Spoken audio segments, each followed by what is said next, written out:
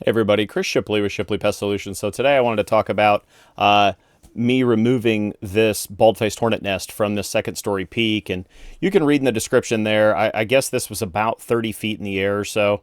And the reason I want to go through this and do some of these explained or sort of my reaction videos are I feel like I can add a lot of context, add a lot of sort of color commentary, if you will, as to why I'm doing something, explain something a little further, where maybe as when I'm out in the field or in the heat of the moment, I can't really, take the time to explain certain things or something I might see when I'm actually watching the video later if I'm trying to edit it and put it up. So this was over the past summer.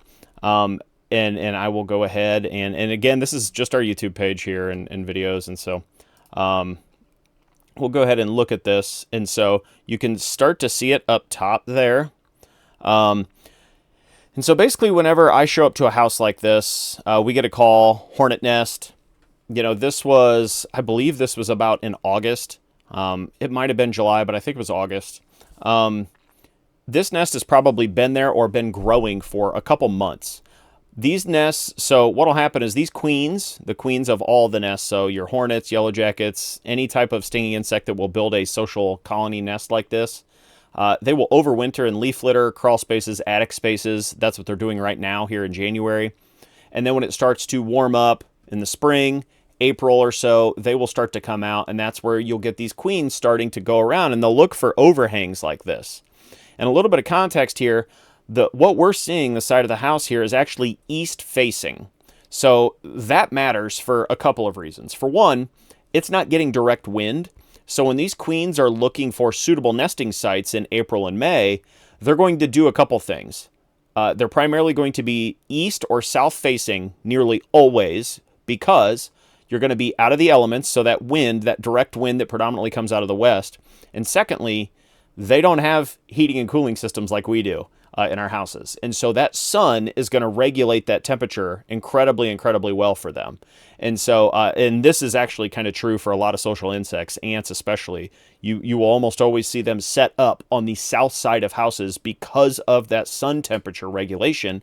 Because again, Mother Nature doesn't have heating and cooling systems like we do. So, we get these calls. They're going to be up here. And to be perfectly honest, if it would have been back in here, back in that dormer area or something, I might not have been able to get to it, and we would have just left it be, assuming it doesn't end up inside the house or do a chew through or anything. Because 30 feet is about the limit of which we can actually treat or we can go with our tools. And so the other thing is once they get above 30 feet, they're not really a threat to humans. You'll get them up on these peaks. We'll get a few a year where they'll be 40, 50 feet high up in these great big giant trees. And I just tell people quite simply, hey, are kids playing out there? Are they anywhere near it? A lot of times the answer is no, but even if they are, I just try and highlight to them, this nest is 40, 50 feet in the air. And a lot of times, they're going to have meaning like the hornets or stinging insects, are going to have about 180 degree sort of field of vision when they come out of that nest. So in that spout, the entrance spout will actually face a specific direction. And so when they come out, a lot of times, I'm kind of like, okay, where's that field of vision at? Sometimes it's down, sometimes it's up, whichever. And we very rarely ever do any of these nests above 30 feet or so, just because they're not really a threat to people. And so we just kind of let Mother Nature take its course, meaning this nest will grow and grow and grow until about October or early November, until we get those first sort of 40-degree nights. Those queens, it'll trigger the queen or multiple queens in the nest to lay multiple queens. She'll lay a round of those in that nest. And then what'll happen is those will mature, hatch, and then once those queens evacuate that nest, those worker drones will quite literally just starve to death and die. And then Mother Nature will take its course. We get the November, December wind, snow, cold. I'm sure a lot of you have seen driving around, you see the nests up in the trees, great big nests up in the trees. They're very visible right now, again, here in January. And so we just let Mother Nature take its course, knocks them down. Again, April, May, Mother Nature starts all over again. It's law of large numbers. If 2 or 3 dozen queens hatched from this nest and they went and overwintered, maybe 8 to 10 survive. they start, and that's how this cycle perpetually keeps going. And so, again, to get back to the original point, which is this nest probably started in May or June. This was a newer construction home.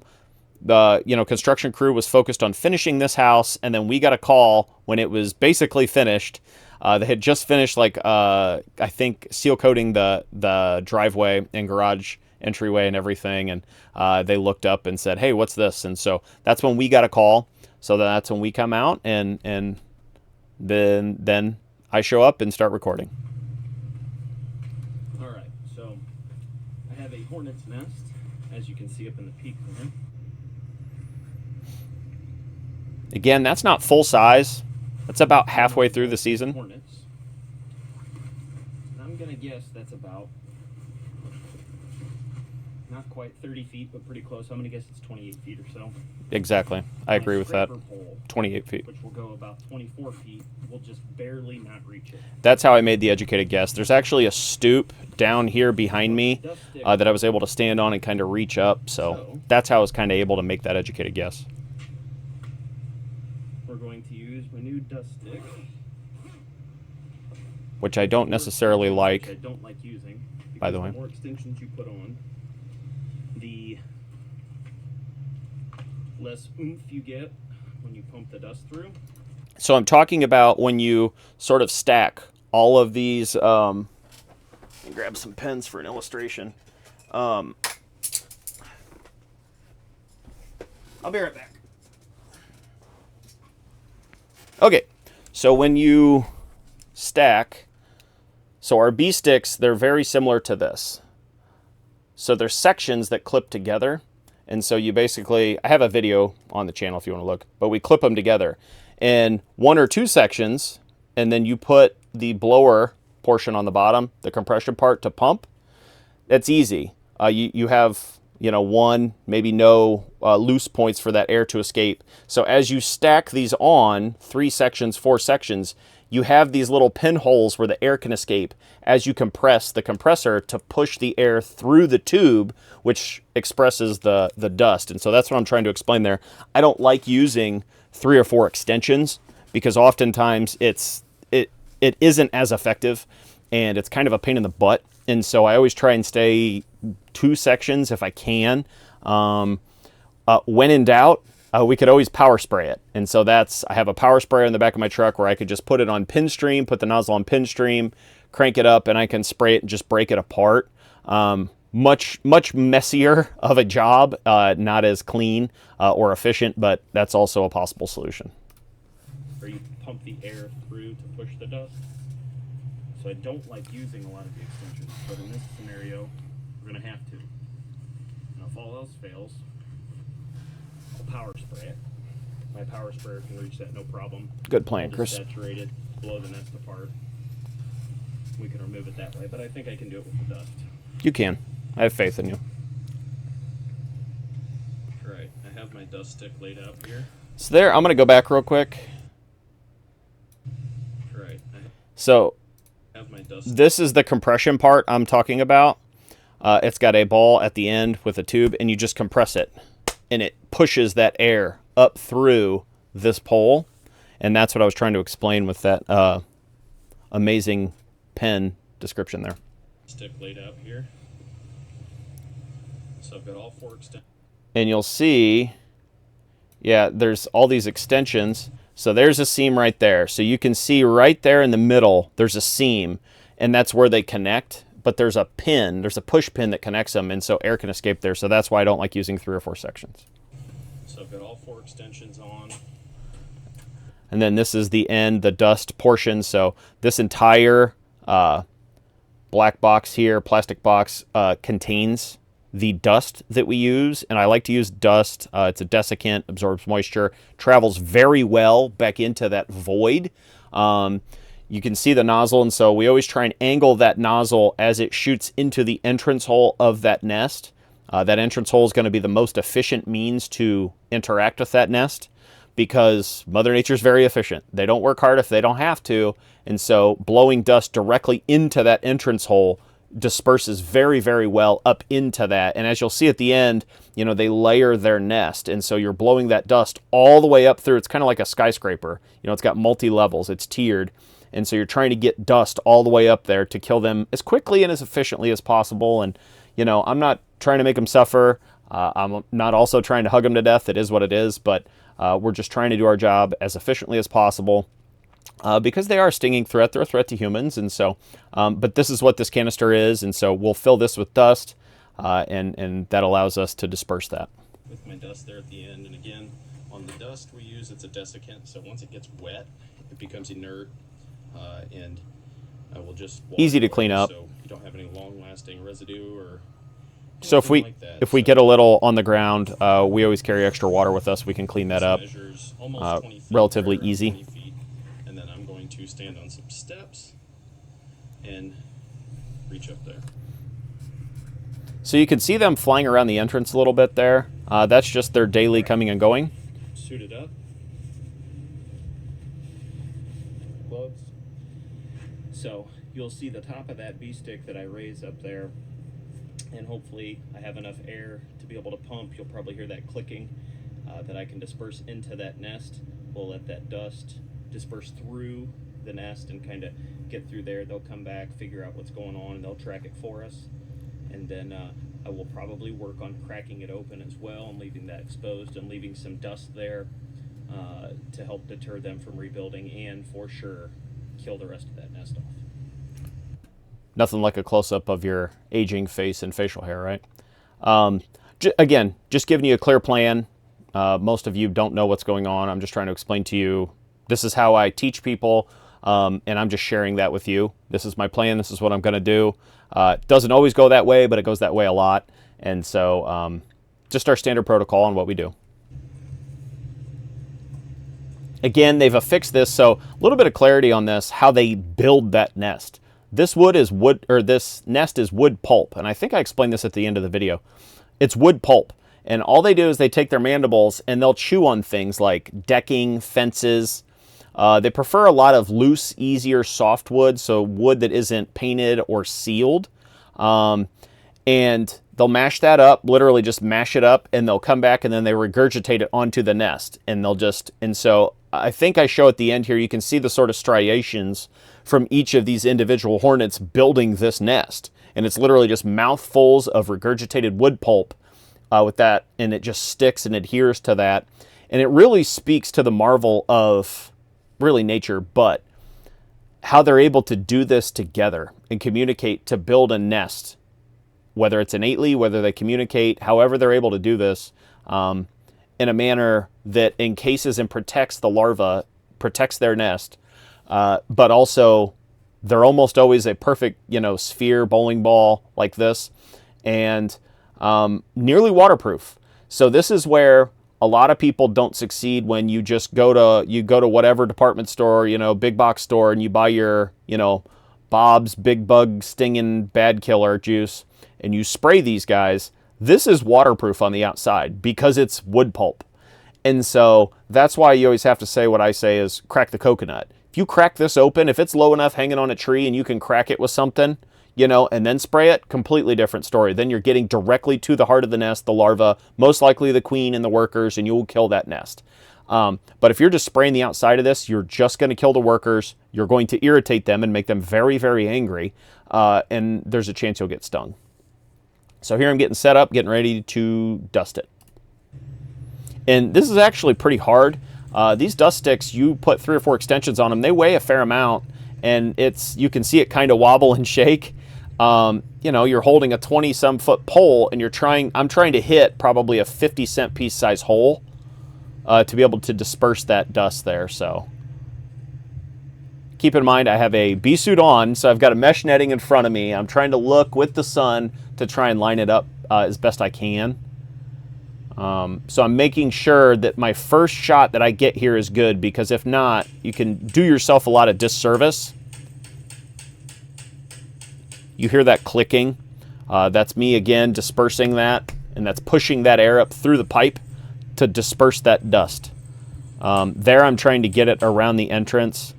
And as you can see, the nest recognizes something's wrong. And so what happens is there are guards. There are guards around this entrance.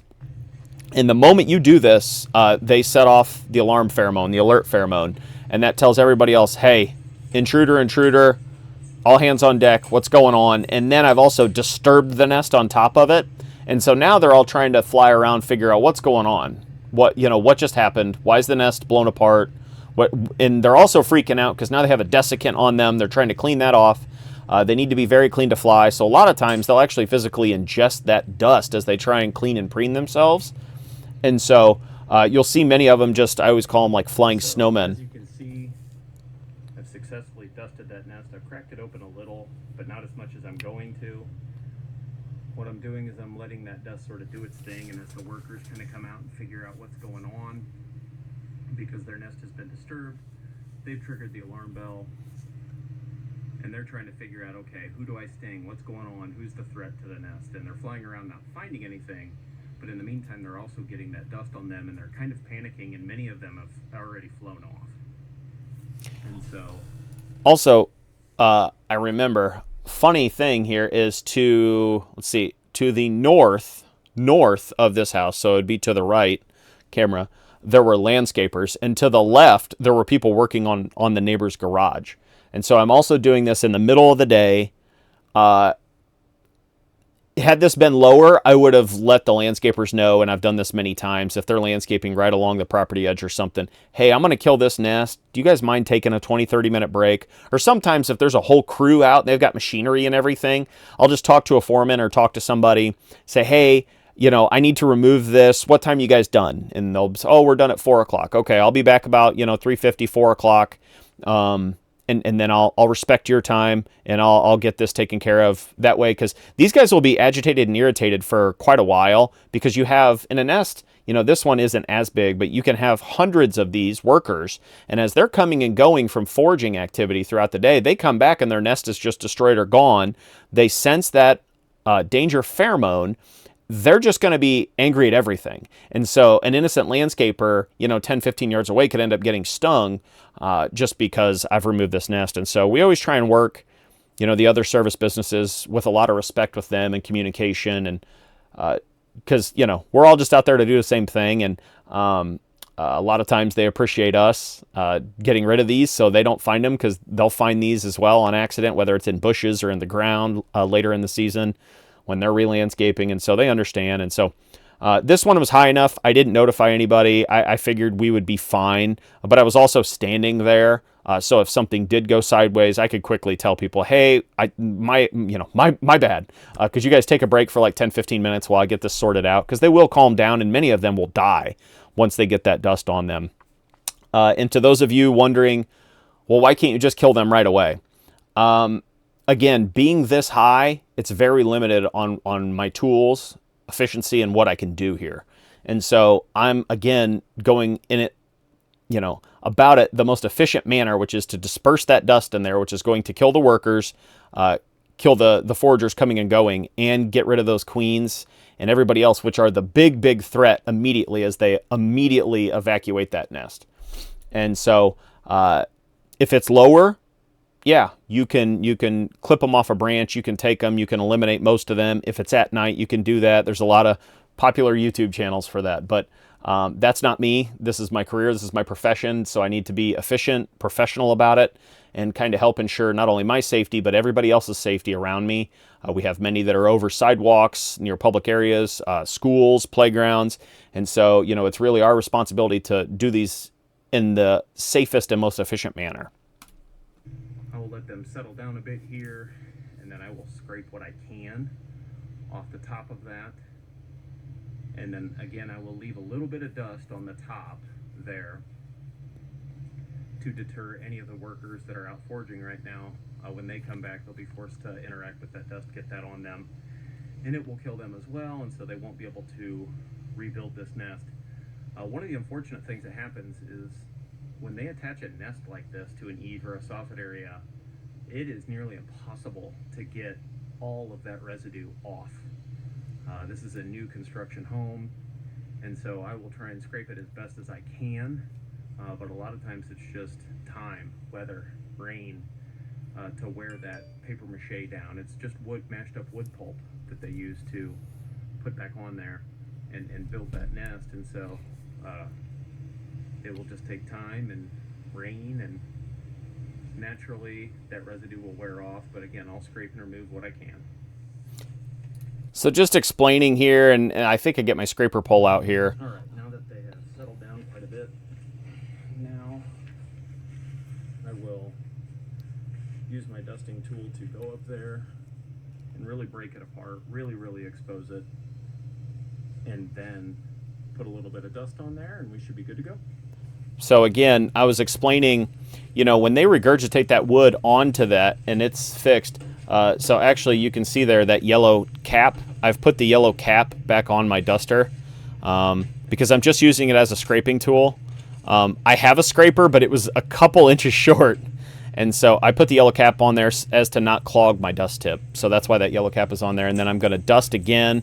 The reason I'm dusting this, and it seems kind of excessive, is because there's a pretty big lip along the inside of this fascia board. And what I'm doing is, as I said, I'm leaving that dust there. So these workers, so they're going to be driven to rebuild this nest. That's what they're trying to do right now. They're trying to figure out, okay, what happened to our nest? They're just going to keep trying to build it. And so they're going to keep trying to build that. That's just what they're built to do, the Hornets. And so I want to use that against them. As they return, there's going to be a little bit of a contact point. I left a little bit of that nest there just so I can leave some dust there, and we use that against them. So as they land, they get the dust on them. It helps expedite the whole process. So you kill this entire nest off in a day or two rather than 5, 6, 7 days. If you were to remove the whole thing, leave no dust, then they could even rebuild. It triggers that instinct. They rebuild, and they'll rebuild it softball size within the matter of a couple days. And so I always try and do this.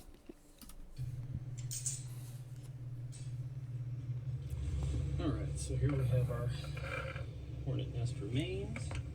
There's the outer shell. You can see Nice little lake koozie.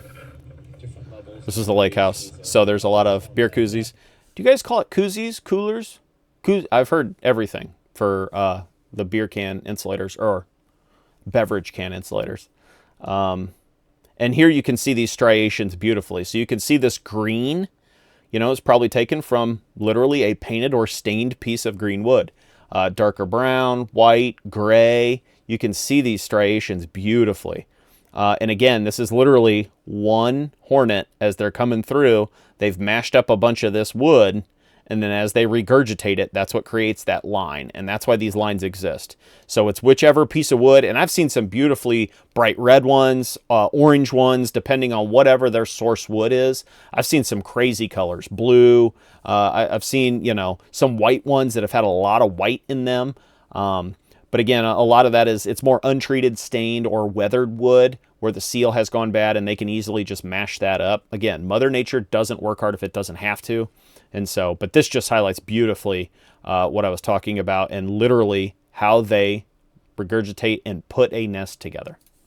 Whatever pieces of wood they're chewing on and then regurgitating to build that. You can see some of the white streaks in there, so they've probably chewed on a white fence. You can kind of see how that's kind of paper fiber-ish. That's literally because it's wood.